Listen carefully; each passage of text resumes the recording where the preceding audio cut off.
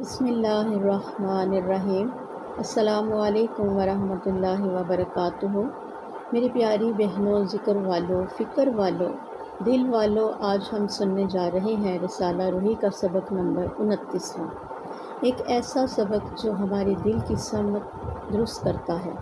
حضرت سلطان باہو رحمۃ اللہ علیہ فرماتے ہیں، جب تک بندہ دل سے مخلوق کی طرف جھکتا رہے گا وہ اللہ کی طرف مکمل توجہ حاصل نہیں کر سکے گا۔ جو دل مخلوق سے خالی ہوتا ہے وہی خالق کی حضوری پاتا ہے۔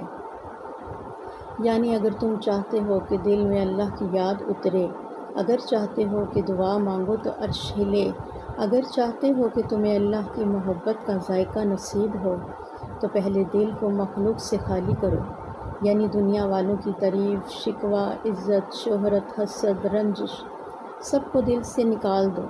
بندہ اگر دل میں صرف اللہ رکھ لے تو وہ سب کچھ پا لیتا ہے، اور اگر اللہ کے ساتھ دنیا کی کئی بت رکھے تو وہ کبھی بھی اللہ کی حضوری کو نہیں پا سکتا۔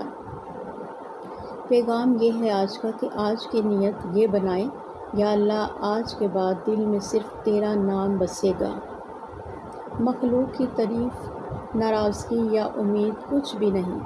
اپنے دل پر ہاتھ رکھیں اور 5 مرتبہ دل سے کہیں، اللہ اللہ اللہ۔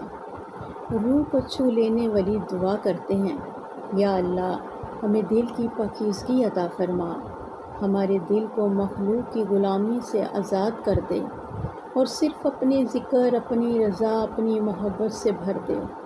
اے دلوں کے مالک ہمیں صرف اپنا بنا لے، آمین یا رب العالمین۔